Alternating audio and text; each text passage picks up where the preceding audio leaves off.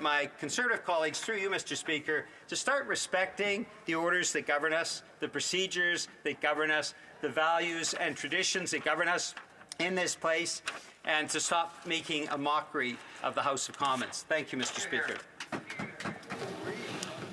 Thank the honourable member from New Westminster Burnaby for his intervention on this question of privilege. Colleagues, we are now moving into the period for statements by members. The honourable member from Vaughan Woodbridge. Mr. Speaker, I rise to highlight the relentless efforts of Canada's only non-profit organization focused on advancing Lyme disease research, located in Vaughan, the G. Magnotta Foundation. A deeply personal cause to the founder and president, my dear friend, Rosanna Magnotta, who after losing her beloved husband Gabe to Lyme disease, has rallied our community to raise awareness, fund research, improve testing, and Lyme disease treatment for all Canadians. Just a few weeks ago, the G. Magnotta Foundation renewed its commitment to Lyme disease research with a $2 million gift over the next 2 years to the G. Magnotta Lab at the University of Guelph. Along with dozens of friends and neighbours, on September 18th, I joined Rosanna and Lab Director Dr. Melanie Wills at the annual Vaughan Walk for Lyme to show our community's hope and resolve to combat this terrible disease. Embodying the G. Magnotta Lab's mantra, driven by passion, fueled by philanthropy, the unmatched generosity of Vaughan residents is once again a beacon of hope for a healthier future for all. Thank you to Rosanna, the entire team of the G. Magnotta Foundation for their leadership. Thank you, Mr. Speaker. You're here. The honourable member for Moose Jaw Lake Centre, Lanigan. Mr. Speaker, in 1994, my mother visited me when I was living and studying in England. We toured Canterbury Cathedral, where she wrote out a prayer request. That prayer has stayed with me from that moment on. Her prayer was salvation from my family. The true gift of salvation came as a baby born in a manger in Bethlehem over 2,000 years ago. It is a gift if you acknowledge who that baby was and became to be and what he did on the cross for you and me. His name was Jesus, Emmanuel, God is with us. Christmas won't be the same without Mom and Dad this year, having lost them both in October, but they lived lives of faith and knew Christ. But I know hope still remains. The reminder of the gift of salvation comes every Christmas.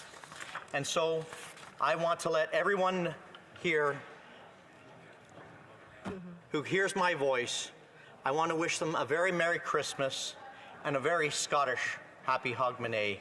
God bless you. Have a Merry Christmas. You are not alone. Hear, hear.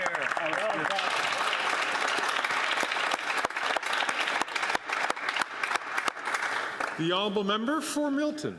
Thanks, Mr. Speaker. It's a real privilege to highlight two incredible organizations in Milton that are making a profound difference in our community. First, I'd like to acknowledge the Special Friends Network and their inspiring Dream Kitchen initiative.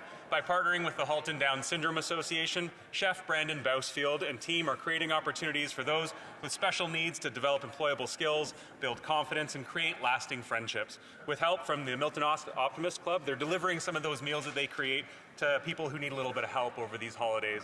I also want to commend the Tigerjeet Singh Foundation on their 16th Miracle on Main event. It was amazing, Mr. Speaker. It included a toy and a food drive, and it's a true testament to the spirit of giving and celebration. It's very heartwarming to see local families, businesses, and volunteers all come together to ensure that every family in Milton and across Halton region have a really enjoyable Christmas holiday season. Both organizations embody the true meaning of community, compassion, generosity, and care, and I'm so proud to support the work they do, and so grateful to everyone in Milton for building a brighter place for everyone. Merry Christmas, happy holidays. Really looking forward to seeing everybody this year. Merry Christmas. The honourable member for Lac Saint-Jean. Mr. Speaker, on December 4th, my great riding of Lac Saint-Jean held the annual,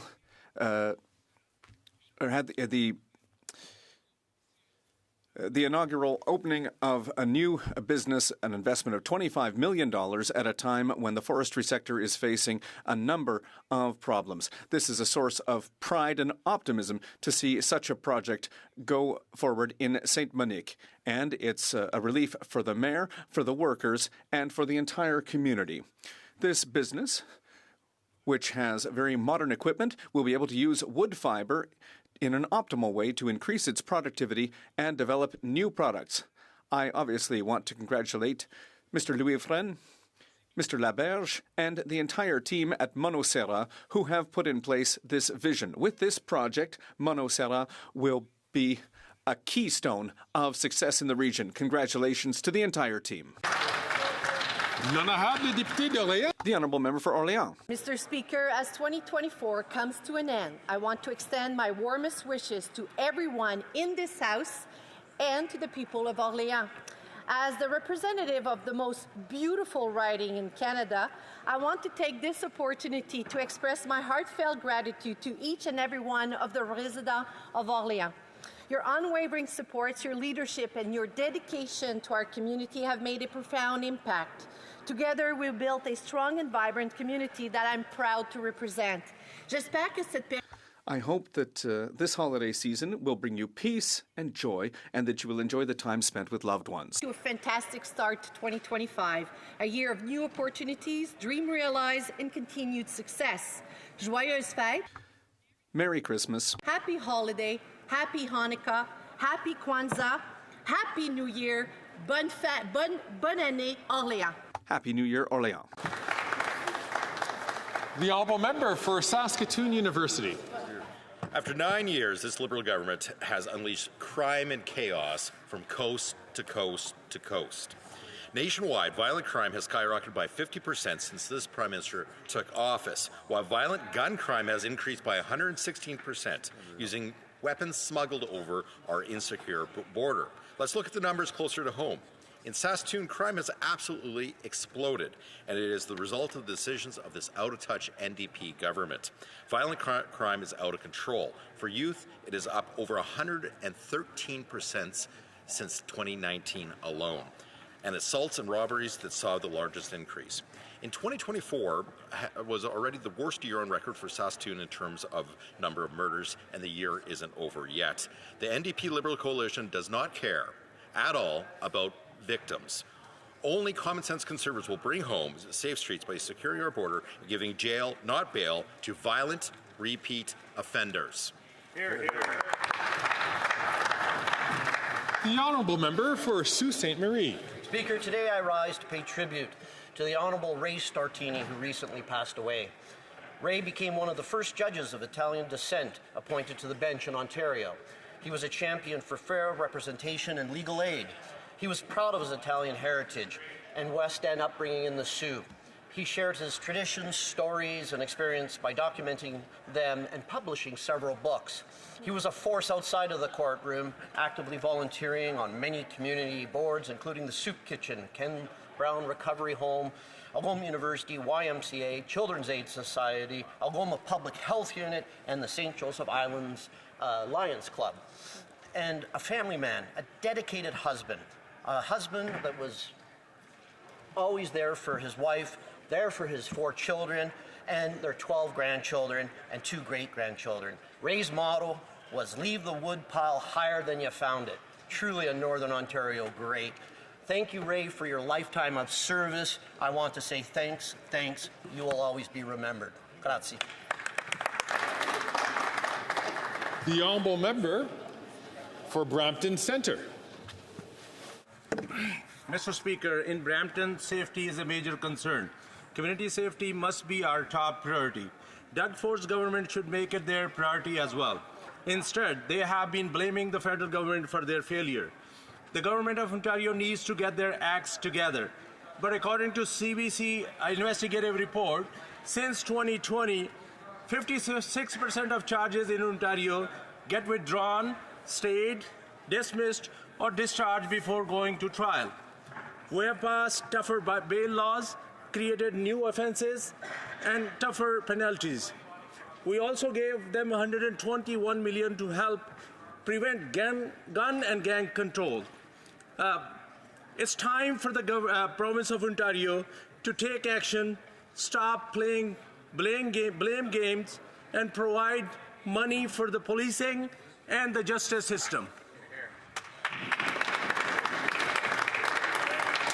L'honorable député. The Honourable Member for Montmagny, Lilley, Kamouraska, Rivière-du-Loup. Mr. Speaker, once again today, after 9 years of this Prime Minister, Canadians are once again going to suffer the consequences of this Liberal government's lack of leadership. The Prime Minister is in a fiscal feud with his Finance Minister, who will definitely blow past the $40 billion deficit limit, a limit that she promised herself, Mr. Speaker. They've broken yet another promise. It's become the Liberals' signature move. The Prime Minister imposes inflationary policies, then gets angry with his minister when, surprise, surprise, she's unable to manage Canada's economy. And who's going to replace the Finance Minister after she's dropped by the Prime Minister? None other than Mr. Mark Carney, an unelected person responsible for the carbon tax who has already hurt Canadians with this irresponsible and inflationary tax. The solution is simple, Mr. Speaker. Stop. Stop. Stop. Stop all this spending. Stop raising taxes. Stop feeding inflation. Stop digging us into a deficit. It's not complicated. Just stop.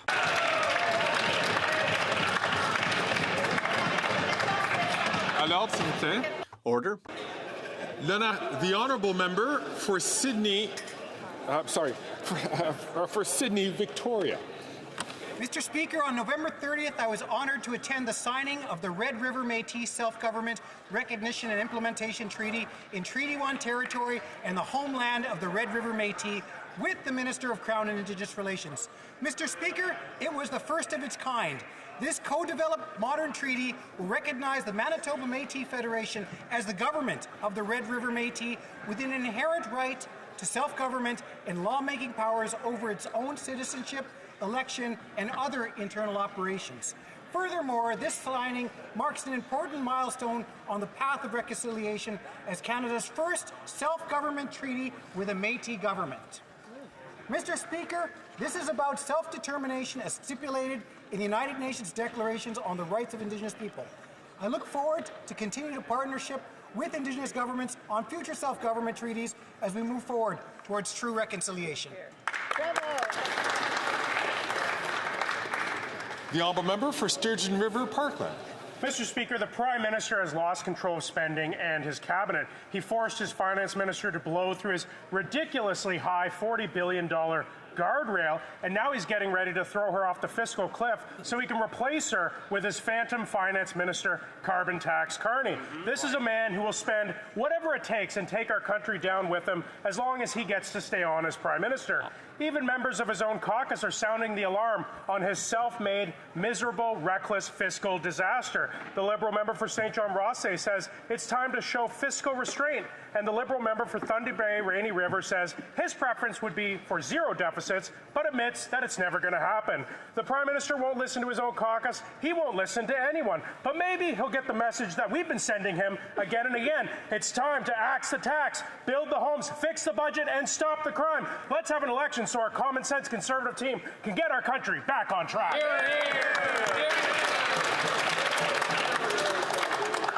The honourable member for Hastings, Lennox and Addington. This Prime Minister has lost control of spending and his cabinet, and this week this Prime Minister's fake feminism was on spectacular display. He is smashing Canada through $40 billion fiscal guardrail and pushing his female Finance Minister off the glass cliff to make way for Carbon Tax Carney. He did it with his Justice Minister, he did it with a Treasury Board President, and now he's doing it to the Finance Minister after crushing the $40 billion safeguard she put in place. Just 2 days ago, he stood in a room full of equality stakeholders and advocates and said, I am and always will be a proud feminist. It is beyond insulting that he says this as he actively plots to destroy the $40 billion fiscal guardrail, replace his female Finance Minister with an unelected stooge, while blaming the women around him for his poor choices. Pure hyper-hypocrisy. Mr. Speaker, this fake feminist Prime Minister is not a feminist. He's an opportunist, and he's not worth the cost.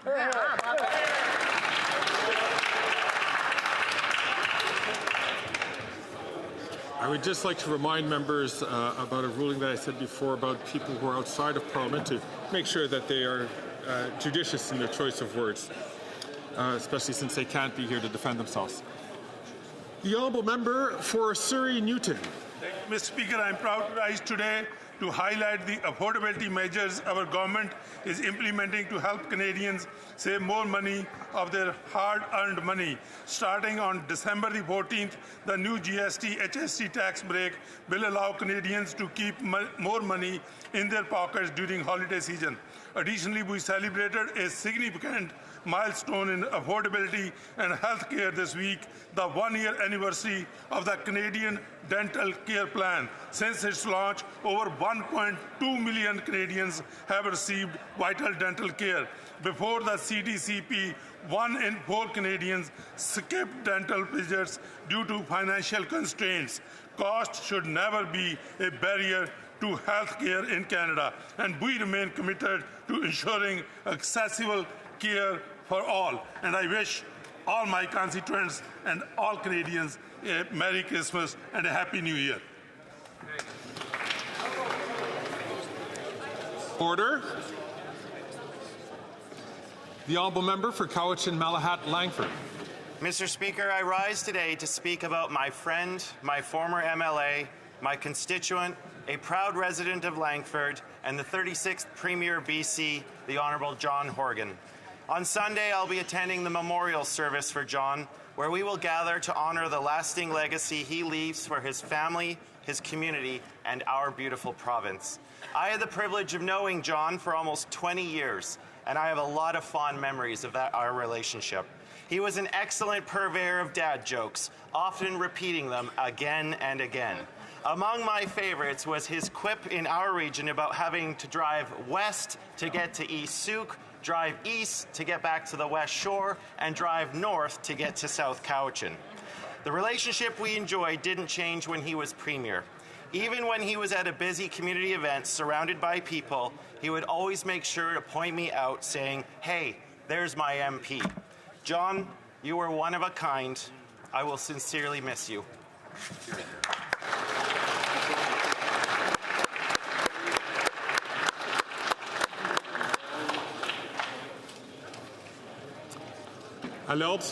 Order. The honourable member for Longueuil Saint-Hubert. Mr. Speaker, the ACEF in Longueuil is celebrating 50 years of community involvement as an organization that defends consumer rights and promotes financial education. Since 1974, ACEF has supported thousands of local citizens by helping them manage their personal finances, by fighting for responsible consumption, and through their consultations, workshops, and awareness-raising initiatives, ACEF has established itself as a key ally in promoting financial independence and debt prevention. With a committed and caring team, ACEF in Longueuil stands out for its human and personalized approach, offering indispensable support for people when they're in times of vulnerability. This anniversary is an opportunity to salute the tireless work of their staff and volunteers, as well as the profound impact that ACEF has had on the lives of so many families. Today, we are celebrating half a century of solidarity and dedication in the service of the community, and we wish ACEF continued inspiration and continued support towards a more serene financial future for the people of Longueuil. Happy 50th anniversary to the ACEF Longueuil. The honourable member for Stormont Dundas, South Glengarry. The Prime Minister has lost control of spending and his cabinet. Next week's fall update is teeing up to be yet another dramatic disaster because at this point, we're not even sure who the Finance Minister is going to be by Monday. The Globe and Mail reports that tensions between the Prime Minister and the Finance Minister have never been worse and getting more intense by the day. She wanted to run a gigantic $40 billion deficit, what she called her guardrail. Now the Prime Minister is pushing her through that guardrail and over the fiscal cliff. And now he learned he wants to humiliate her further by firing her and replacing her with carbon tax Carney. Even Liberal MPs are calling all this chaos out by saying, quote, "The federal budget is not an unlimited pot and we need to show fiscal restraint." Well, that's a little late after 9 years. Yeah. This week, Prime Minister has lost control of immigration, borders, spending, inflation, the debt, and even his ministers. Common sense Conservatives on this side, meanwhile, are fully united behind our leader and ready for a carbon tax election.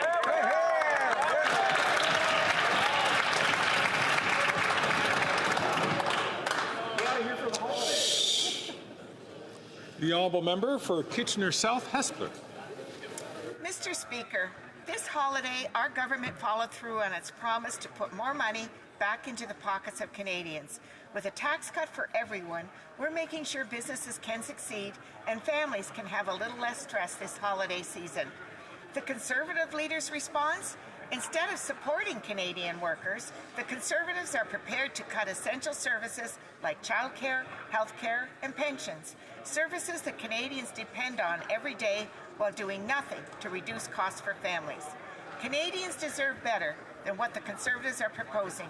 Our tax cut announcement is a perfect example of how our government is ensuring that workers and families can afford what they need and have saved for what they want, while Conservatives shout empty promises. That's right.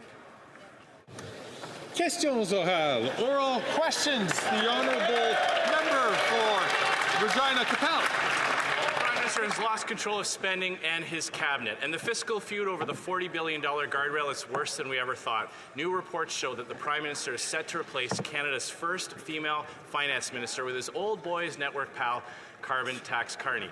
And Canadians are on the bus watching in terror as the Prime Minister is yanking her out of the driver's seat so that Carney can send us smashing through the guardrail and over the cliff. Does the Finance Minister still have her hands on the wheel, and will the deficit be below that $40 billion guardrail? The Honourable Minister of Justice and Attorney General. Mr. Speaker, I'm delighted that the first question from the Conservatives relates to the economy and the Finance Minister. Let's talk about the work she's been doing on behalf of Canadians. Yesterday, we had a 50 basis point interest rate cut announced by the Bank of Canada. That was the 5th time in a row, leading the entire G7, we've seen the interest rates come down from the Bank of Canada. On Saturday, we have a further great news for details for Canadians, which is a GST tax cut on basic essentials for every Canadian from coast to coast to coast. That's groceries, that's things that you buy for your kids for Christmas. That's great news for Canadians under the leadership of this Finance Minister. The Honourable Member for Regina Capel. Even the bank admitted that they had to cut rates because the economy is performing so poorly under this NDP Liberal Prime Minister.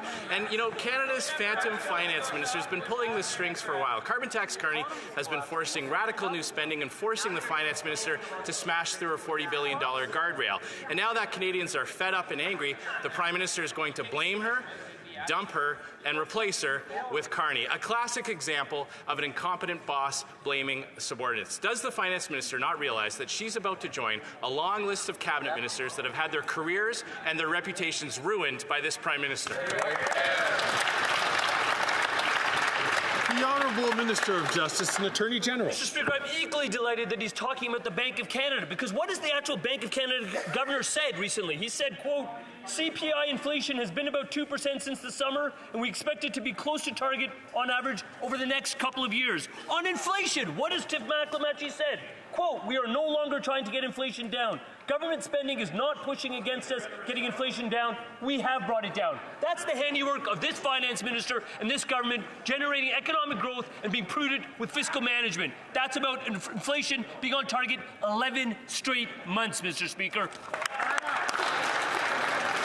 The Honourable Member for Regina Capel. If he just read a little further, he'd read that it's not because of anything the government's been doing except causing our economy to slow down and underperform. That's why they've taken this step. But you know, a guardrail is something you're supposed to stay far away from. If you even brush up against it, it's a sign you're way off track. If you smash through it, you go flying off a cliff. Now, even Liberal MPs are terrified and are ringing the bell, trying to get off before they smash through the guardrail. One of them said, quote, I think that if we state that we have a $40 billion guardrail, we better stay within those numbers. And another is begging for a fiscally responsible framework. Will the Prime Minister allow a free vote, or will he force his Liberal MPs to stay on that bus as it goes? The Honourable Minister of Justice and Attorney General. Speaker, allow me to reference not just what the domestic Bank of Canada is talking about, but let's talk about what the IMF is stating. The IMF is projecting that Canada will have the strongest economic growth in the G7 on average in 2023 and 2024. Canada is expected to maintain its position as the country with the smallest deficit as a share of GDP among G7 countries, and still by far the lowest general government net debt as a share of GDP in the G7. What's up, Mr. Speaker? Canada's growth and leadership of the G7. That's what's up, and we're proud of it.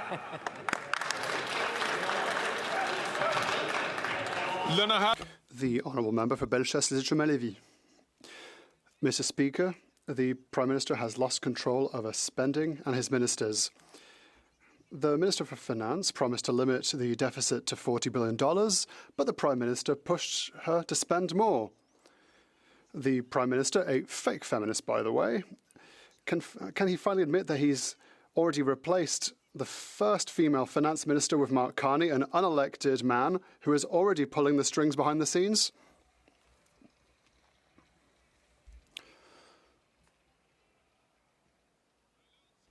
Order.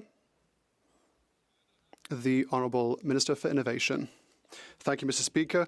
We have no lessons to learn from the Conservatives, Mr. Speaker. With regards to the economy, Canadians have seen the work put forward by the Liberal government. A key interest rate at 3.25%, Mr. Speaker. A key interest rate that will help families, that will help SMEs, that will help our business people. Soon, there will be a GST vacation. It's Christmas time. I know the Conservatives. I'm sure they have a good heart. Let's celebrate Canadians and our entrepreneurs, and let us celebrate this reduction in the key interest rate. The Honourable Member for Bellechasse-Lévis. Mr. Speaker, now we've seen it all. An incompetent Prime Minister who is pushing his Finance Minister to run up a staggering $40 billion deficit. And now he's blaming her for his failure and is replacing her with an unelected man. And all the while, he struts around equal voice, claiming to be a proud feminist. What hypocrisy! Will the Prime Minister finally admit that his minister is a mere facade now, because he is forcing her to break her promise to respect the $40 billion deficit ceiling?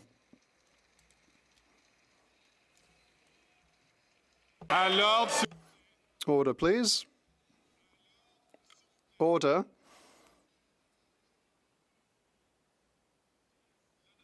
The Honourable Minister for Fisheries and Oceans and Coast Guards. Thank you, Mr. Speaker. I see that they've learned their lessons across the way. I don't have to repeat myself, but we have a member from the opposition, a Conservative, a woman who comes from Quebec. How can that kind of person attack our Minister of Finance, who has implemented the Canadian childcare benefit? I hate to interrupt questions, I hate to interrupt answers, but I must ask the member for Louis Saint-Laurent and the member for Portneuf-Jacques-Cartier to please not order on both sides. Minister. I will ask the Minister for Fisheries and Oceans and Coast Guards to start from the top. Thank you, Mr. Speaker. Even if there are Conservative men on the other side who are heckling, that doesn't bother me at all, Mr. Speaker. Women are the ones who tackle men head on. And shame on the opposition, because we have a woman from Quebec, a colleague, and she dares attack our Minister for Finance, who has implemented programs like the Canadian childcare benefit, programs that help women when it comes to childcare, Mr. Speaker. We've implemented programs to help children.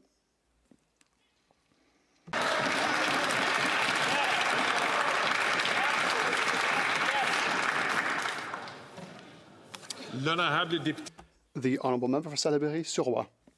Normally, it is here in this House that important votes should take place, but today it's happening in the Senate. Senators will vote upon an amendment that would sabotage C-282 and prevent it from protecting supply management. The non-elected senators will be voting whether or not to respect the desire of elected representatives from all parties to protect our farmers in trade agreements. Has the Prime Minister contacted each of his Senate appointments to tell them to vote on the right side of history, the side of democracy?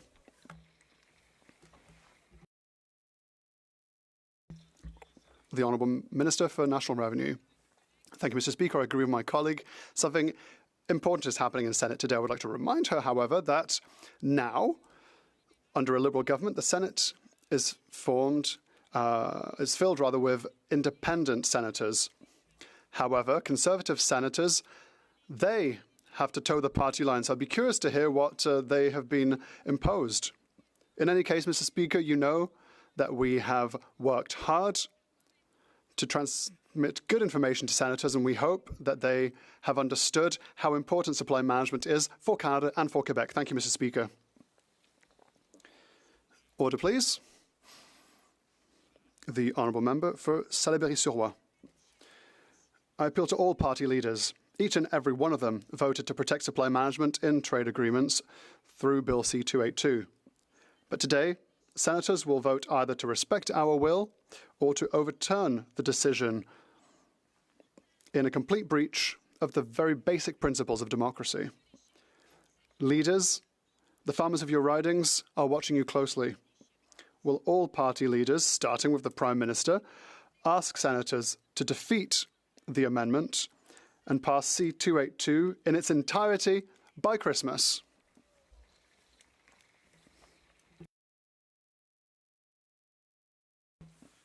The Honourable Minister for National Revenue. Thank you, Mr. Speaker. Supply management is something we believe in. We will continue to protect it. We've also committed to reducing our market share. We have done everything possible to go to the very end of this bill and see it adopted because it is essential. We have to be careful, Mr. Speaker. This bill protects our producers and farmers, but until there is a government that will get rid of supply management. The Honourable Member for Rosemont-la-Petite-Patrie. Mr. Speaker, we have to protect supply management for farmers and producers in Quebec and throughout the country. Emergency rooms are overflowing. People can't even find a family doctor.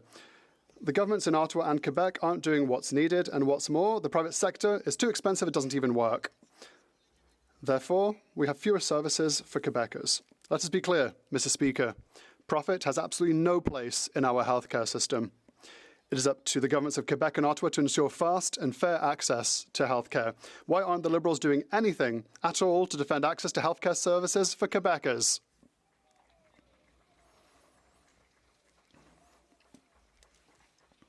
The Honourable Minister for Health. Thank you, Mr. Speaker. Well, absolutely we are here to defend our universal healthcare system, and this from coast to coast to coast. That is the reason for which we have signed an agreement with every single province and every single territory to the tune of $200 million to improve our healthcare system. Absolutely. Provinces and territories have their responsibilities, but we will always be here to make sure that people can get health care. The Honourable Member for Windsor West. Mr. Speaker, last night the Prime Minister met with the Premier to discuss Trump's tariffs. Canadian workers were not consulted, and yet it's their jobs that are at risk. Instead of waiting for the next threat for Trump or premiers running off with their own plans, why not create a Canadian plan that protects and increases our jobs? The Conservatives parrot Trump's talking points even after they fired 1,100 border officers when they were in power. Canada needs to turn the tables on President-elect Trump by promoting Canadian jobs and a workers' plan in manufacturing and natural resources. They have Buy America. Where's our Buy Canada?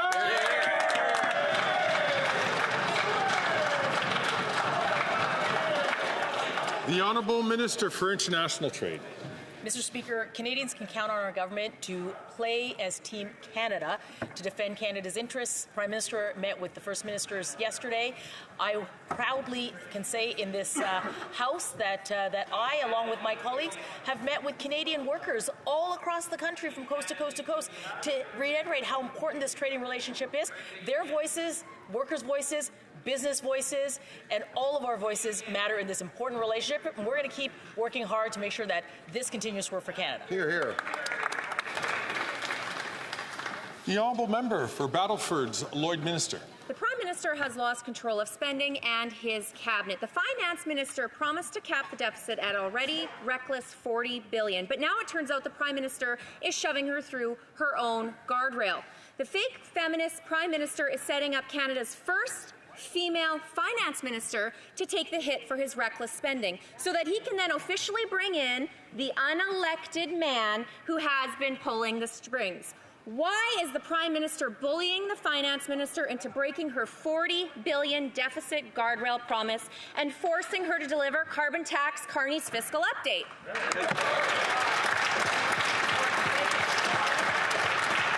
The Honourable Parliamentary Secretary to the Deputy Prime Minister and Minister of Finance. While the Conservatives are focused on this soap opera, Parliament Hill, grapevine, gossip, Mr. Speaker, our Liberal government has been focused on the pocketbooks of Canadians. Inflation is way down. It's at 2%, and the Governor of the Bank of Canada confirmed yesterday that it's going to stay at about 2% for the next few years. Interest rates are way down. We saw another jumbo rate cut yesterday, Mr. Speaker. That means more money in the pockets of Canadians because they're going to be able to renegotiate their mortgage at a lower rate. We're going to be able to help all Canadians that have loans, and our small businesses and entrepreneurs are going to see costs going down. The Honourable Member for Battleford's Lloydminster. Canadians cannot afford this Prime Minister's fake feminism.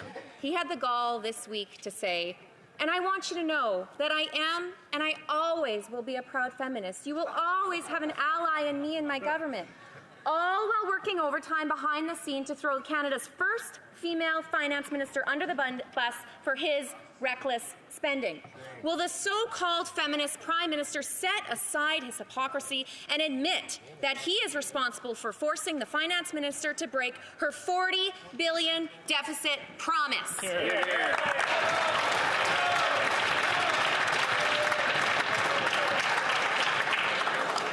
The Honourable Parliamentary Secretary. Thank you, Speaker. I was also at the Equal Voice Gala the other night, and I heard the Prime Minister's speech. I heard him talk about all the tangible measures that we have taken as a government to advance equal rights among genders, including a gender-neutral cabinet, including $10 a day childcare, including a women's entrepreneurship strategy. I also heard the Deputy Leader of the Conservatives and her speech, which completely undermined the whole... I really do apologize. I've been having trouble hearing the Honourable Parliamentary Secretary answer the question. Members really must not take the floor when others are speaking. The Honourable Parliamentary Secretary. Thank you, Speaker. I was also at the Equal Voice Gala the other night, and I truly enjoyed the Prime Minister's speech, which listed dozens of things that we have tangibly done as a government to advance gender equality, including a cabinet that has equal numbers of men and women, including $10 a day childcare, including a female entrepreneurship strategy, $500 million going out across the country to end the process of gender-based violence. Meanwhile, the Deputy Leader of the Conservatives in her speech completely undermined the whole point of equal voice, Mr. Speaker. It's very telling about what the Conservatives think about equality.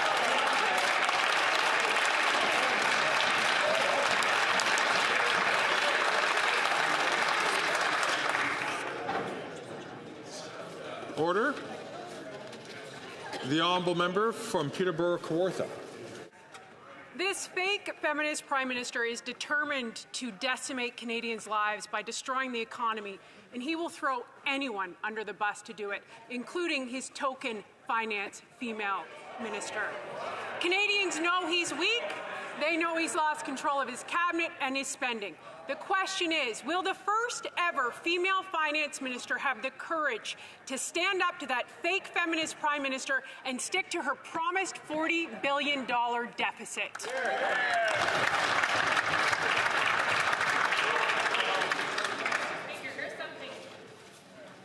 The Honourable Minister for Indigenous Services. Mr. Speaker, here's something tangible that the Leader of the Opposition could do. In the next election, he could run more women, and he could get more women in those seats. If he really wants to prove his credibility in terms of standing up for women, let me just give you some stats, Mr. Speaker. In this current House of Commons, 16.9% of the women elected sit here in the Liberal benches. How many in the Conservative benches, Mr. Speaker? 6%. That's the kind of numbers that we are talking about.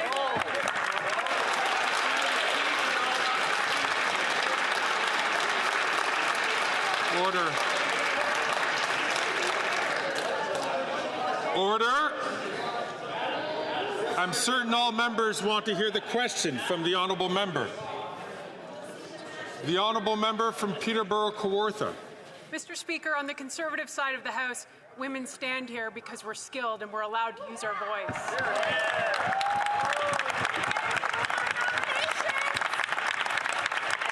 Mr. Speaker, Jody Wilson-Raybould is testament to this. That is a fake Prime Minister, but that is not the point. We're not here to talk about gender. We're here to talk about the economy, and it is destroyed under that fake feminist Prime Minister. So again, if she is not a token, will she stand up to him and say, no, I will abide by my $40 billion deficit guardrail to help this economy get back on track and save Canadians' lives?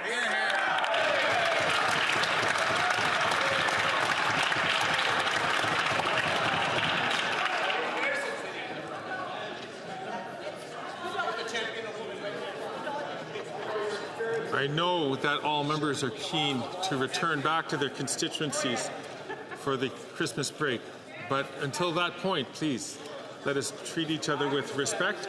And that means not speaking when the Speaker is standing or when someone is recognized by the Speaker to take the floor. The Honourable Minister for Crown Indigenous Services. Well, Mr. Speaker, that woman might feel like a token, but I never do. I earned my seat in this House of Commons, and I'm proud of it, Mr. Speaker. And you know why they don't like numbers, Mr. Speaker? Because the numbers don't speak in their favour. There are 30% of these seats taken by women, Mr. Speaker. Fully 17% of those are here over on this side. More than half of the women elected are Liberals, Mr. Speaker, and the other half are the rest of the parties combined. So they should do their job, Mr. Speaker, as parties and get more women to run.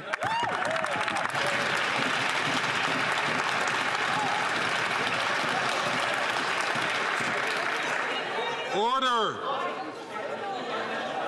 Order! The honourable member who is about to speak is deserving of having her voice heard. The honourable member for Calgary-Nose Hill. The Prime Minister, who has long self-described as a feminist, starting in July and through anonymous sources, have repeatedly maligned Canada's first female finance minister by undermining her competency. This week, reports have suggested that the finance minister has been at odds with the Prime Minister, who's been bullying her to blow back her already exorbitant $40 billion deficit. And now we've got female cabinet ministers defending the Prime Minister's decision to bring in an unelected man to replace her job. Why?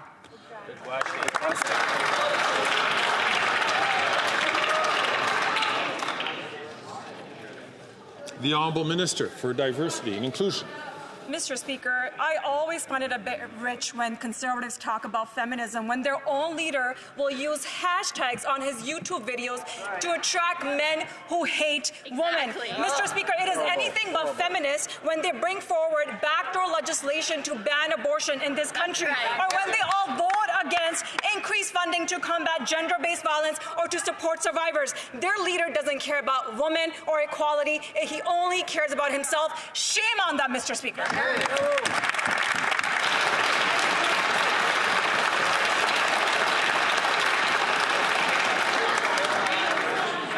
Order. The honourable member for Calgary-Nose Hill. Well, the fact remains, Mr. Speaker, that after months of reports that the Prime Minister wanted to turf Canada's first female finance minister, we find out today that he's in talks to put an unelected, conflict of interest-riddled man into the role. The Globe and Mail story must have really stung for every single Liberal backbencher who has carried the water of this scandal-plagued Prime Minister for years. Why wouldn't they be getting this job? So my question is this. Does the Prime Minister really think that there is nobody, no one in the elected Liberal caucus who could be the finance minister? Anybody? No one?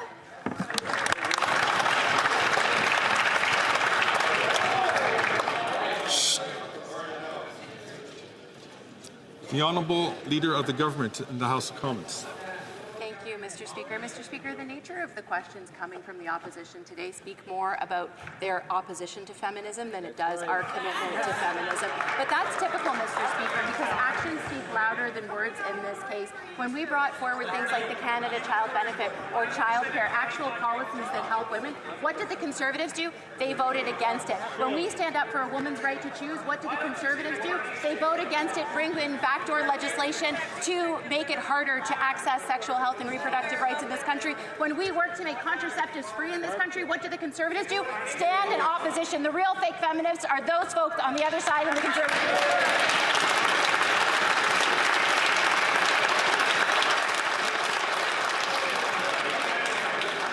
À l'ordre, s'il vous plaît. S'il vous plaît.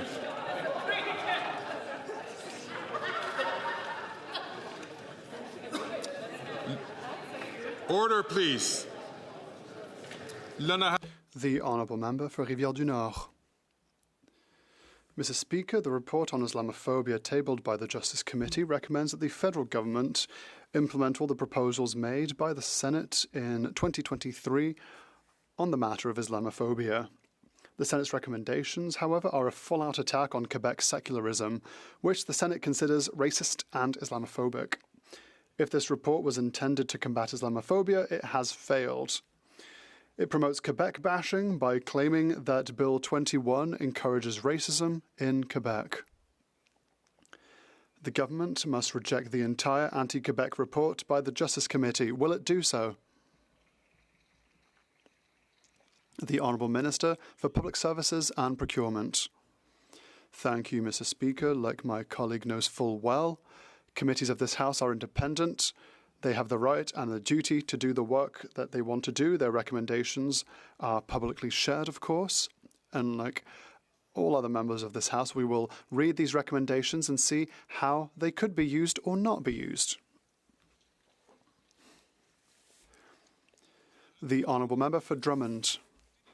The Justice Committee has taken up the demand by Amira El-Gawabi that teachers be chosen on the basis of their religion rather than their competence. So what does Ottawa have to do with the hiring of university professors? Is there a Minister for Higher Education in Ottawa and they forgot to tell us in Quebec? Secondly, this proposal is the opposite of secularism. It's bringing religion back into our schools. And we saw what happened in Bedford and Saint-Maxime. Quebecers want nothing to do with this. When will this government stop attacking Quebec's secular model? The Honourable Minister for Public Services and Procurement. Thank you, Mr. Speaker. Once again, committees of this House are independent. They do the work they deem to be useful for Canada and Canadians.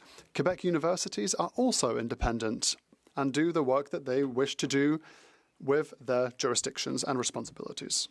The Honourable Member for Drummond. The Senate has issued a report accusing Quebec secularism of all the wrongs. The Minister for Immigration says nothing. Amira El-Gawabi calls Quebecers anti-Muslim. The Immigration Minister has remained silent. The Justice Committee tables a report repeating the Senate's anti-secularism arguments. Not a problem for the Minister for Immigration. Ottawa proposes choosing teachers based on their religion. Still great news for the Immigration Minister, apparently. But if François Legault wants to defend Quebec secularism, the Minister suddenly loses his temper and condemns a Quebec Premier. Why is this Minister lashing out at Quebec in particular?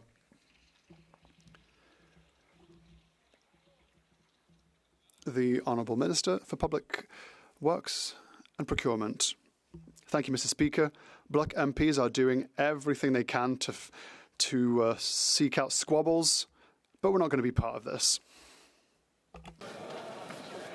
Je ne sais pas ce qui s'est passé.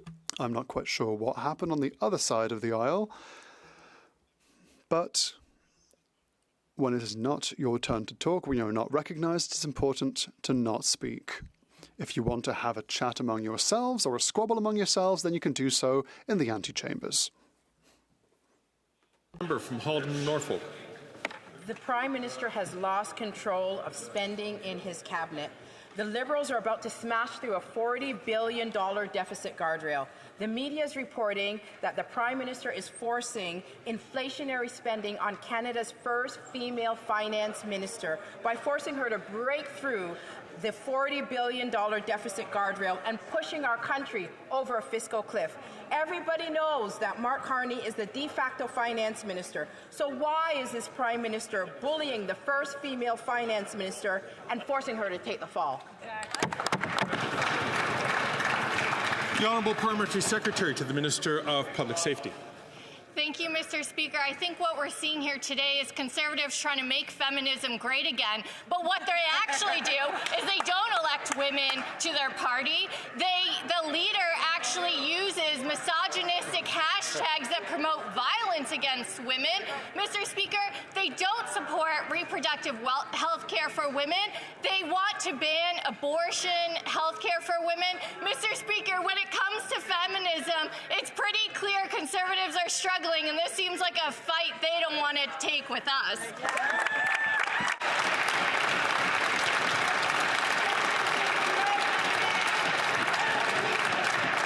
Order. The Honourable Member for Haldeman Norfolk. Mr. Speaker, feminism will always be great when there's no tokenism.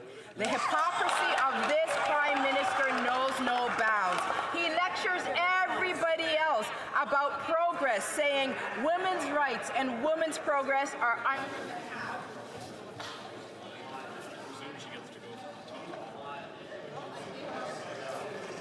À l'ordre, s'il vous plaît. Order, please. The Honourable Member from Halden Norfolk. Please start again. Mr. Speaker, feminism will always be great when there's no tokenism.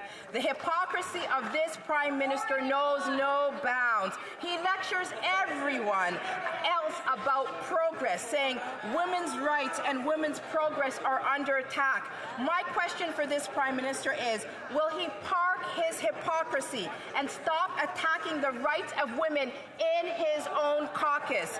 Is this fake feminist Prime Minister going to really bully Canada's first female finance minister and have her read Carbon Tax Carney's update on Monday?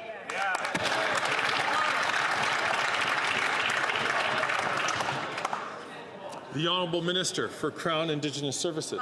For Indigenous Services. That member is fully endorsed by the anti-abortion organizations that look for candidates, indeed a full 40 of them over there, that bully women when they want to make choices about their own reproductive freedom. Mr. Speaker, it's a little bit rich for members of Parliament from the opposition to get up and stand up, say they stand up for women, when on the backside, they're working as hard as they can to restrict women's freedom in this country.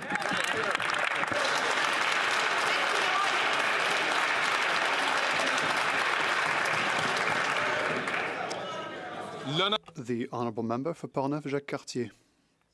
Thank you, Mr. Speaker. Sorry, my apologies. Order, please. The Honourable Member for Portneuf-Jacques-Cartier. Thank you, Mr. Speaker. The Prime Minister, this fake feminist Prime Minister, is out of control. Time to take stock. He's lost control of immigration. He's lost control of the management of public funds. He's lost control of his own ministers. And now he's bickering with his finance minister. She's already plunging Canada deep into a huge deficit, but the Prime Minister says we can always go deeper. He even plans to replace her with Mark Carney, a non-elected official, if she doesn't do what he wants. On Monday, will the minister present her economic statement or Mark Carney's?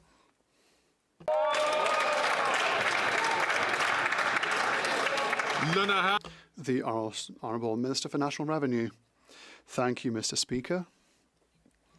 What's absolutely disgusting in the discourse we're hearing today, like calling the Prime Minister a fake feminist when he has shown umpteen times that he is a real feminist, while they, on the other side, the Prime Minister has been committed to equality, to women, to the rights of women in many ways. What they are doing across the way, these people that love petty politics by putting hashtag to attract misogynist men, what they are doing is showing full disdain for the Minister for Finance.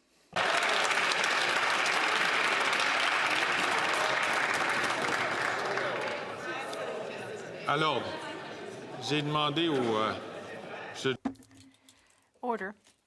I would like to tell the member for Portneuf-Jacques-Cartier that he's had a chance to ask his question. I asked people to quiet down so they could listen to his question, and I would ask him to do the same for others and to not take the floor unless he's been recognized by the chair. The honourable member for Vancouver East. Settlement services agencies have received notice of massive funding cuts of up to 70% to their budget. This will decimate the delivery of critical services to help integrate newcomers. Two NDP provinces, BC and Manitoba, seem to be targeted with the deepest cuts. Case in point, after 3 decades of providing essential language training to newcomers, Vancouver Community College will lose all of their funding, even though 92% of the students get employment afterwards. Why are the Liberals punishing newcomers, settlement service agencies, and VCC's wildly successful language training program? Good question. The Honourable Minister for Immigration, Citizenship and Refugees. Thank you, Mr. Speaker. Every 5 years we review the funding model for the settlement services to welcome newcomers, to let them learn, make sure that they learn English, make sure that they learn French, integrate them to the new country, overcome trauma. This is something that we can be very proud of as a country. Obviously, this year we have reduced the levels of people that we are welcoming into the country. That comes with some cuts and some readjustments. But clearly, this is a sector that is critical to the integration of newcomers. We will continue to fund it generously and continue to help people integrate to this beautiful country that's the best in the world.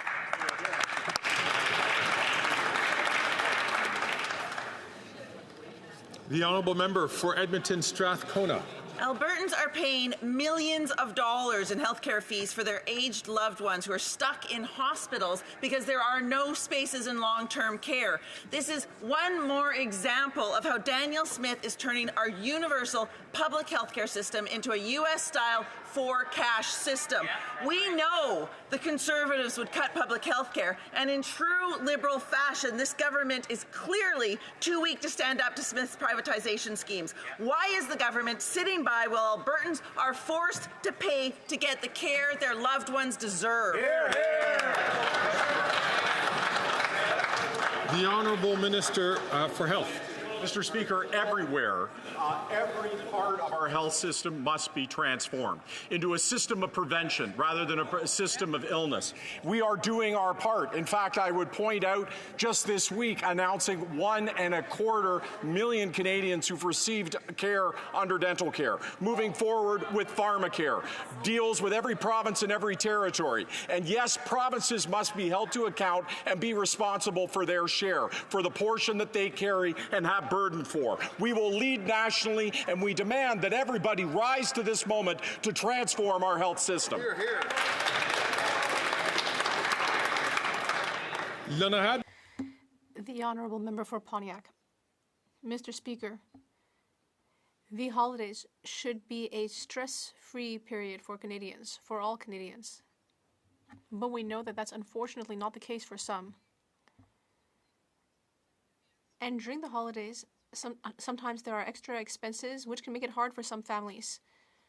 I'd like to hear from the Minister what our government's plan is to help families during difficult times for certain families. The Honourable Minister of Fisheries and Oceans. Mr. Speaker, whether it be the Canada Child Benefit, the Canada Workers Benefit, or tax breaks for small business, we will always be there for Canadians. With the GST break, we will be giving Canadians a little more money to spend during the holidays. The Grinches on the other side of the House only have empty promises and slogans to offer. The Conservatives are playing partisan games, but our government will continue offering real significant support to Canadians.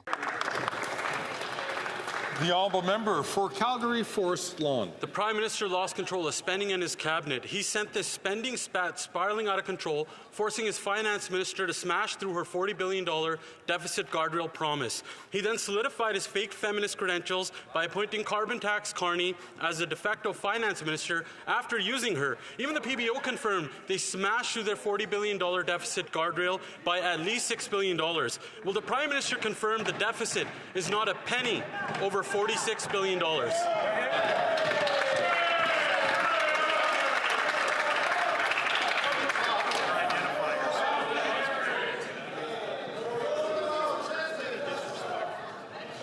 and ask members not to make noises. There's actually rules in this place for us not to be slamming desks anymore.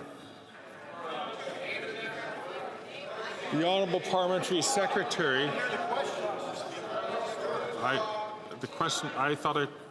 I'm certain the Honourable Member had finished his question. Yes, he had. The Honourable Parliamentary Secretary to the Deputy Prime Minister and the Minister of Finance. It seems that we've lost a quorum in the House, Mr. Speaker, in part because the Conservatives have been attacking female elected representatives, women in this House who represent women and men across the country proudly, Mr. Speaker. If the Conservatives are really interested in asking questions of the economy, I do have answers for them. Yesterday, the Bank of Canada lowered interest rates yet again, making it easier on Canadians to buy a new home, making it easier on families that need to renew their mortgage, making it easier on Canadians that have loans, Mr. Speaker. We're keeping our eye on the ball. We're keeping our eye on the interests of Canadians.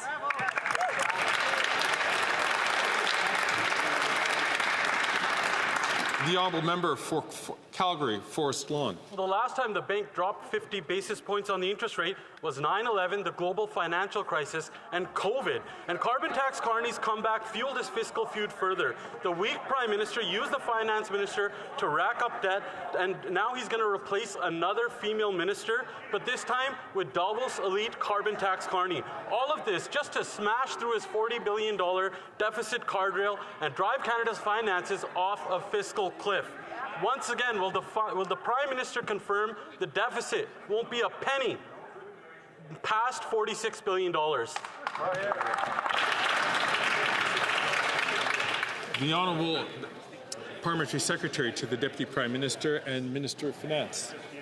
Listening to the Conservatives today, you would think that the Conservative Party of Canada wanted interest rates to be higher, Mr. Speaker. You would think that the Conservatives want inflation to be higher, Mr. Speaker, listening to their talking points today in the House of Commons. Mr. Speaker, we have invested in Canadians and we have invested wisely. We have ensured that 110,000 more Canadian women have entered the workforce thanks to our early learning and childcare program. This has saved families nearly 30% in childcare, but it has also created $32 billion of greater wealth in our economy. Mr. Speaker, we are growing the economy and we're doing it wisely.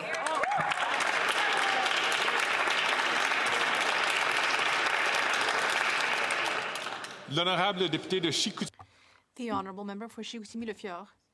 Mr. Speaker, this Prime Minister has lost control of his finances and his cabinet. We all know that there's a fiscal feud between the finance minister and the prime minister. She promised Canadians that the deficit would not exceed $40 billion, which was her fiscal guardrail. When you smash through a guardrail, it's too late to break. You just end up falling off the cliff.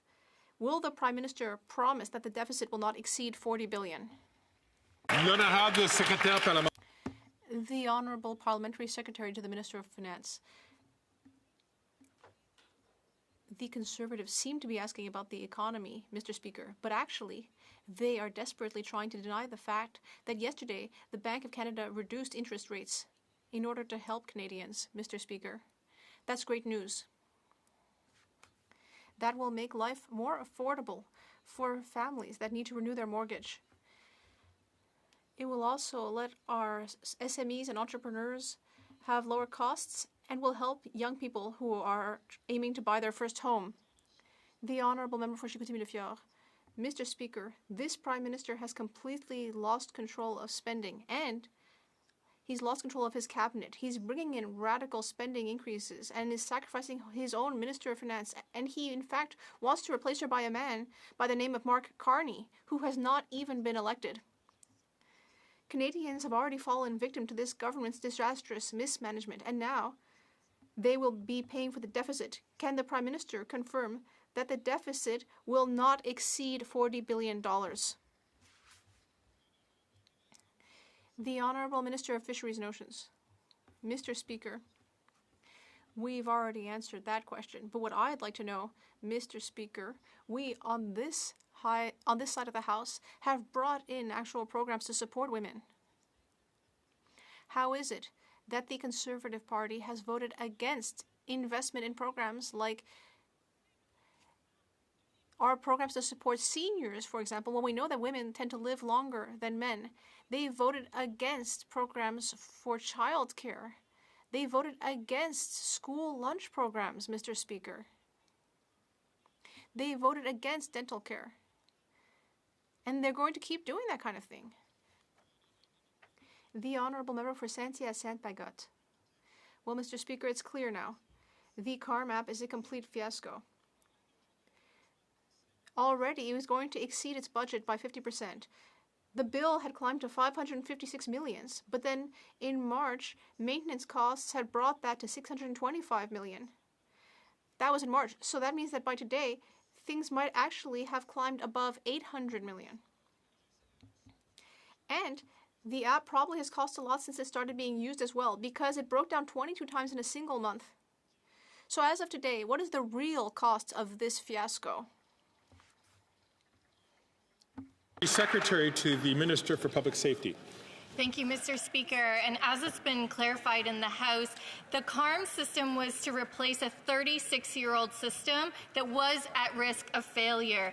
This was actually developed in 2010, this process under the previous government, and it was to address concerns raised by the Auditor General in Canada that we risked 20% of our goods at the border being misclassified. Mr. Speaker, we're going to ensure that the new system is working and that there aren't delays at the border.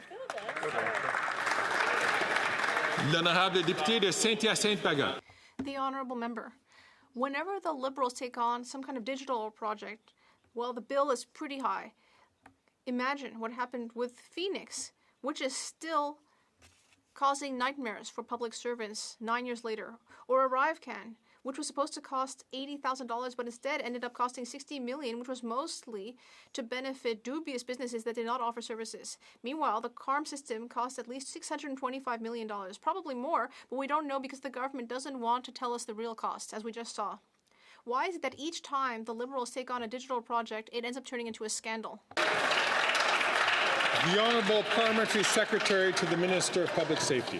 Mr. Speaker, I appreciate the question because it's an important reminder that the CARM system that was replacing a 36-year-old system actually put at risk assessing $40 billion worth of duties and taxes annually. Mr. Speaker, we have to make investments to ensure that the border system and processing of these taxes and duties are being done efficiently and effectively for today's businesses, and we've ensured that any IT issues that need to be worked out are not impacting borders or any delays at those borders.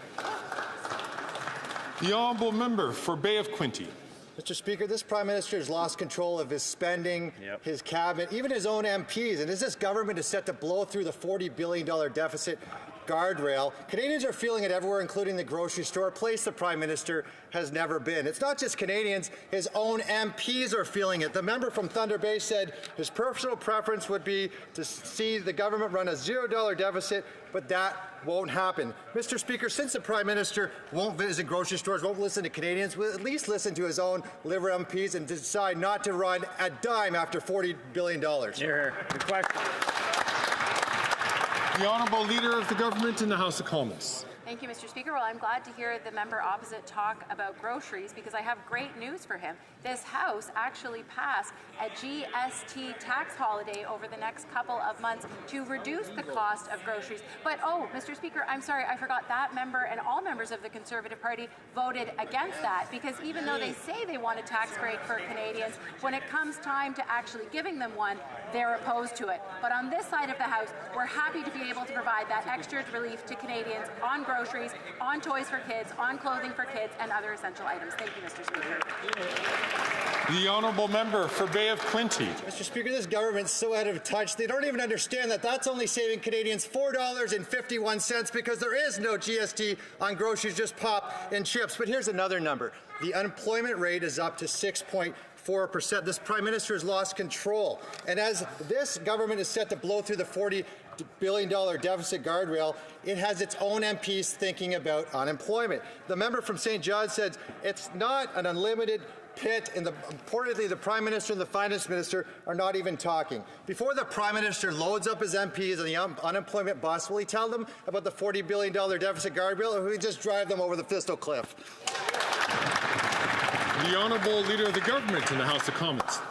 You know, Mr. Speaker, for many Canadians, the GST tax holiday actually makes a difference.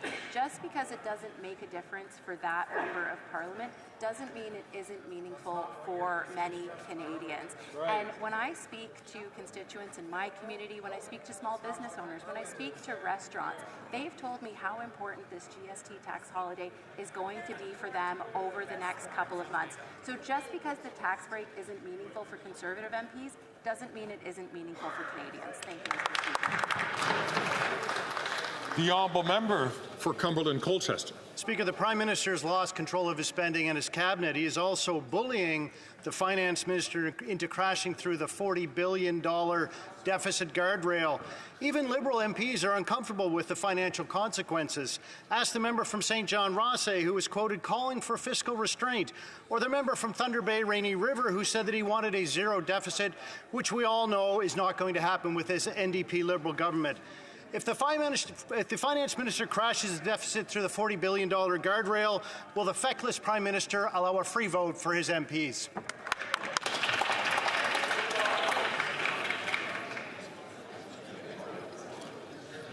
The Honourable Parliamentary Secretary to the Deputy Prime Minister and Minister of Finance.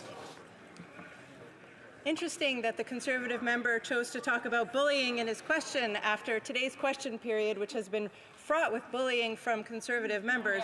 To get back to what's important to Canadians, I would like to talk about the economy. You see, Mr. Speaker, when looking at the numbers, we can see that consumer confidence is up. We see consumer spending is up.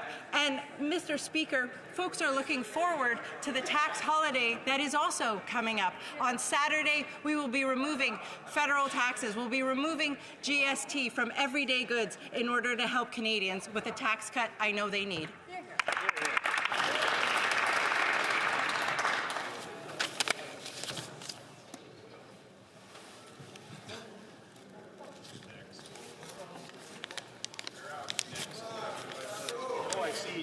Then I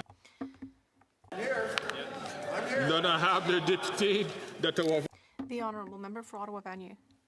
Thank you, Mr. Speaker. Yes, yesterday I was very pleased to visit Willis's College dental assisting students to celebrate the first anniversary of the beginning of the Canada Dental Care Plan, which will enable more than 3 million additional Canadians to consult a dentist, because 1 out of 4 Canadians has avoided seeing the dentist because of the expense. Could the Minister tell us how this plan is making life more affordable for Canadians? The Honourable Minister of Public Services and Procurement. I'd like to thank my colleague for Ottawa Vanier for an excellent question. The bad news is that when you ask the Leader of the Opposition why he's against the dental plan, he says it's because it doesn't exist. And he's discouraging seniors from signing up. But the good news is that they are not fooled by what he's saying. 2 million Quebecers, 3 million Canadians have successfully signed up to the dental care program, which has saved them on average $760 a year since they signed up. This is very good news for all Quebecers and bad news for the Conservative leader. The Honourable Member for Calgary Centre. Mr. Speaker, this Prime Minister has lost control of spending and his cabinet. Former advisor to 2 Prime Ministers, Robert Asselin, has said the rising debt burden limits Canada's ability to act during future economic slowdowns and unforeseen circumstances. The Minister of Finance set a fiscal guardrail of a $40.1 billion deficit in her last budget that looks drastically off the rails. This isn't just a number. It's a glaring sign of systemic overspending and poor fiscal planning. The Liberals' choice now is clear. Will they heed their former advisor or drive Canada's deficit off a cliff? The Honourable Minister for Innovation. Mr. Speaker, this member is so off rail that he forgot that Canada, actually, Mr. Speaker, is the land of opportunity and possibilities. You don't need to ask me, Mr. Speaker. Talk to CEOs who have invested in this country, Mr. Speaker. Just in 2023, we landed the largest investment in Dow's history in Fort Saskatchewan, Alberta, Mr. Speaker. I think the Conservatives should all rejoice. It's Christmas, Mr. Speaker. I hope they're going to put that in their Christmas card to their constituent to thank this Liberal government for bringing jobs in Alberta. The honourable member for Calgary Centre. That's the minister that's never seen a check he didn't want to sign of Canadian taxpayer dollars. You can't, well, former Liberal advisor Robert Asselin also stated, you can't pick and choose fiscal anchors as you go and renege on a commitment you made only a year ago. There's a huge disconnect here. The Prime Minister wants to spend away to popularity, and the Finance Minister is trying to hang on to a shred of fiscal accountability. Liberals are famous for taking no lessons, but this one's an obvious choice. How far past the guardrails is the Prime Minister pushing the Finance Minister's credibility? The Honourable Minister for Innovation. Order, please. The Honourable Minister for Innovation. Mr. Speaker, thank you very much for the question. Mr. Speaker, actually, there's more good news for their Christmas card, because let me talk about another investment in Canada, Mr. Speaker. This time, BHP, Mr. Speaker, the largest mining company in the world, have made its largest investment in its history in Saskatchewan, Mr. Speaker. In Saskatchewan, close to $20 billion, their largest investment in their history. Mr. Speaker, I hope again that in their Christmas card that they're going to send to their constituent, they're going to thank this Liberal government for bringing jobs in Western Canada, growing our energy sector, and making sure The honourable member for St. Margaret's, South Shore St. Margaret's. The Liberal minister is so informed he doesn't even know Canada Post is on strike. Another lost cabinet minister. More leaking Liberals are speaking out about the economic disaster of this Prime Minister who's decided to crash through his $40 billion deficit guardrail promise, an obscene number in its own. And the Liberal MP for St. John said that Liberals need to show fiscal restraint, like that's going to happen. Crashing through his promised $40 billion deficit will increase the cost of food. So if the deficit guardrail is broken and driven right through, will the Prime Minister allow his Liberal MPs a free vote?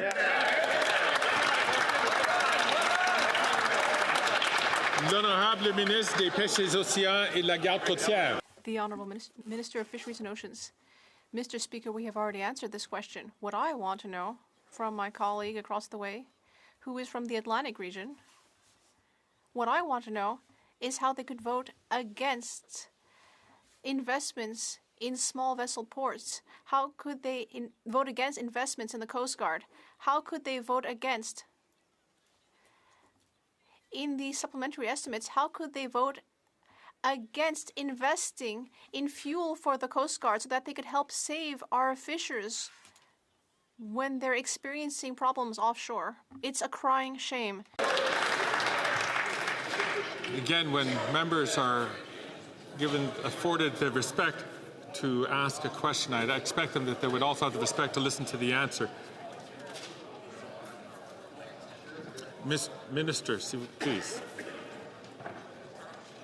L'honorable député de Sudbury. Mr. Speaker, from supporting wildfire response here in Canada to deterring aggression through our multinational battle group in Latvia, members of our armed forces have continuously stepped up to keep Canadians safe so we can live in a more secure and peaceful world. For our armed forces who are separated from their families while on deployment, this can be a hard time of the year.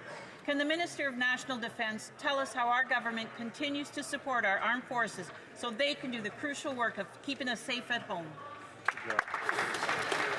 The Honourable Minister for National Defence. Thank you, Mr. Speaker. I'd like to begin by thanking the member from Sudbury for a question, but also for her hard work on our very hard-working Defence Committee. As we head into the holiday season, I would like to take this opportunity to express our sincere gratitude to all members of the Canadian Armed Forces and to the entire Defence team. They've answered the call to serve and defend their country, and they have our confidence, our pride, and our gratitude. I also wish to extend our thanks to their families and all who support them in this essential work. Mr. Speaker, à tous les membres des Forces Armées Canadiennes. To all the members of the Canadians Canadian Armed Forces, I would wish them a very happy holidays and a happy New Year. For Courtney, Alberta. Mr. Speaker, for 70 years, Friendship Centres have served as vital community hubs for urban Indigenous peoples. Now they're on the front line of Canada's mental health crisis, the toxic drug crisis, and catastrophic climate events like floods and forest fires. But federal funding hasn't kept up. The National Association of Friendship Centres are clear in that they need $62 million of federal funding annually to meet their demands. The Liberals keep letting Indigenous people down with their chronic underfunding. Right. Will this government finally provide Friendship Centres with long-term, sustainable funding? Hear, hear. The Honourable Minister for Mental Health and Addictions. Thank you, Mr. Speaker, and I want to thank the member for his question, and I agree with him. Friendship Centres provide essential services to some of our most vulnerable people in our communities. Their network offers culturally appropriate, mindful support to navigate healthcare systems, finding safe shelter, and learning Indigenous languages, as well as supporting our Indigenous communities when they go into urban centres. They also provide mental health services. But, Mr. Speaker, with this work, $32 million goes to them every year, and our government has committed an additional $60 million through Budget 2024. There is more work to do. They do incredible work across communities in Canada, and we'll work with them.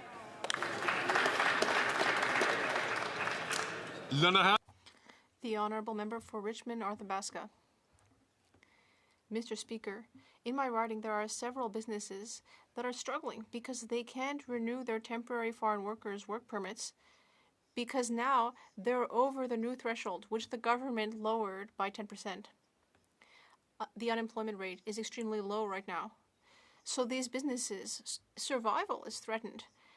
And in addition, there's the human cost of these workers who may need to leave the country against their will and their families. So what will the Prime Minister do to help these businesses to keep this essential workforce while also respecting immigration rules?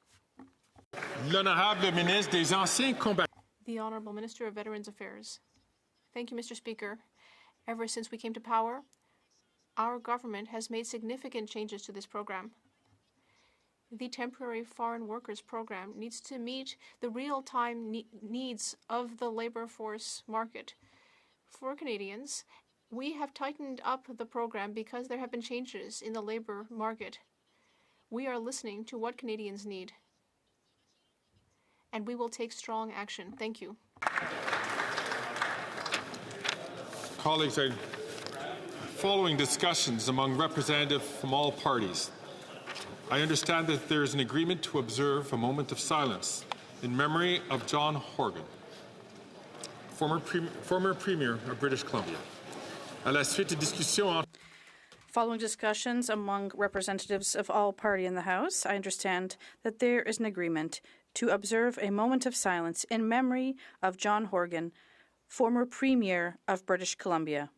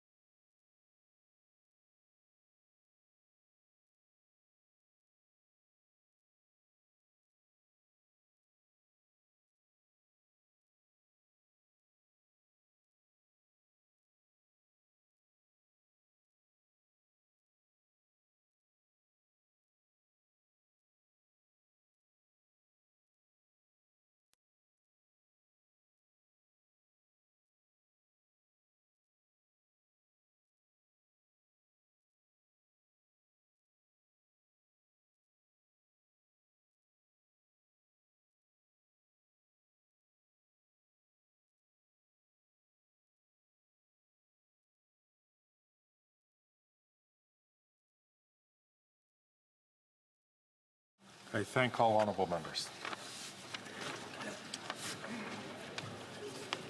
I see that the honourable, there are a number of folks who will be, there are a number of people who are going to be raising points of order, and they have been given notice to the chair, and the chair will recognize them in the order in which they have been, delivered. The Honourable Minister of Justice and Attorney General.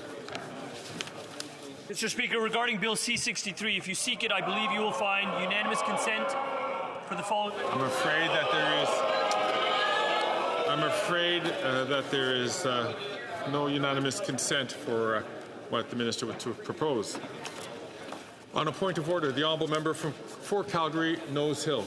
Mr. Speaker, if you seek it, you'll find unanimous consent today for the following motion. Given that Bill C-63, the so-called... I regret that the honourable member from Calgary, Nose Hill, doesn't have unanimous consent for her request for unanimous consent, rather.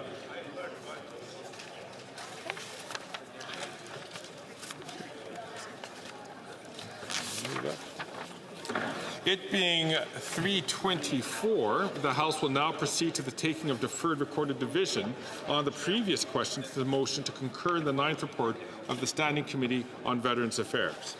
Comme il est 15h20. As it being 3:24, the House will now proceed to the taking of the deferred recorded division on the previous question to the motion to concur in the 9th report of the Standing Committee on Veterans Affairs. Call in the members.